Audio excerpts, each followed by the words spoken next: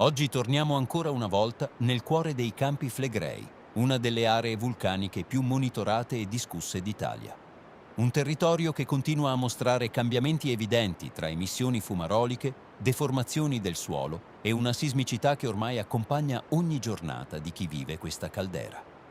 Un saluto a tutta la community di Solfatara News, a chi ci segue ogni giorno nelle nostre live dalla Fumarola Pisciarelli, a chi monitora insieme a noi il sismografo indipendente installato sul territorio e a tutti quelli che sono arrivati oggi su questo canale per capire davvero cosa sta accadendo nei Campi Flegrei. Noi continuiamo a documentare ciò che vediamo dall'alto con i nostri droni e direttamente sul territorio, senza creare inutili paure, ma mostrando immagini reali e dati concreti. E osservando quest'area ogni giorno, è impossibile non notare che qualcosa continua lentamente a cambiare. Prima di iniziare vogliamo ringraziare davvero tutti voi per il supporto costante. Chi segue le dirette, chi ci sostiene tramite Buy Me a Coffee e chi ci aiuta a mantenere operative webcam, droni, sensori e il nostro monitoraggio indipendente. Senza di voi tutto questo non sarebbe possibile.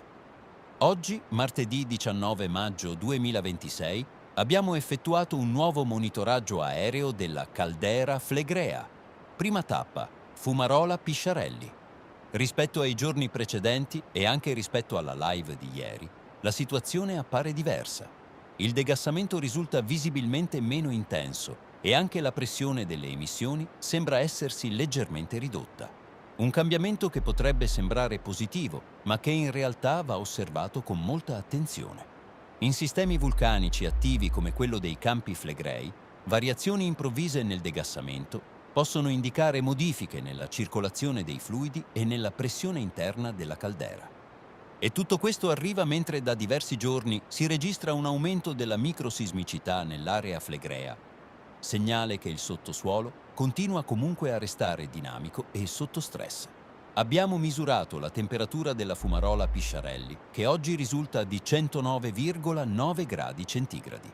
Come sempre mostriamo a schermo anche il grafico aggiornato con l'andamento delle temperature degli ultimi giorni. Successivamente ci siamo spostati all'interno del cratere Solfatara.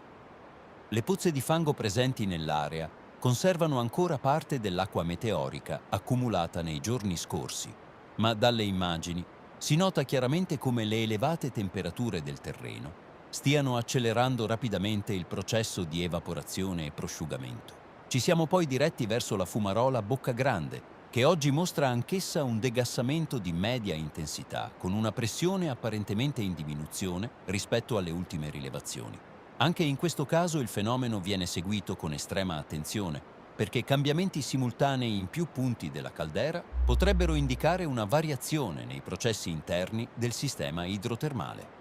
Abbiamo misurato la temperatura della Fumarola Bocca Grande, che oggi risulta di 186,5 gradi centigradi.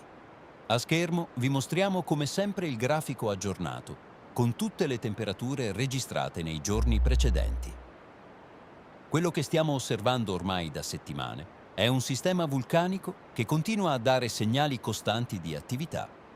Tra scosse sempre più frequenti, deformazioni del suolo e variazioni nelle emissioni fumaroliche, la sensazione è che l'intera caldera stia attraversando una fase molto delicata. Nessuno può sapere con certezza quale sarà l'evoluzione nei prossimi mesi, ma monitorare ogni cambiamento è fondamentale. Noi di Solfatara News continueremo a documentare tutto giorno dopo giorno, direttamente dal territorio e dall'alto dei Campi Flegrei, per portarvi immagini reali e aggiornamenti continui senza filtri. Grazie a tutti per essere stati con noi anche oggi. Se volete supportare il nostro lavoro lasciate un like, iscrivetevi al canale e attivate la campanella per non perdere i prossimi monitoraggi e le nostre live in diretta dalla caldera Flegrea. Noi ci vediamo al prossimo aggiornamento, sempre dai Campi Flegrei.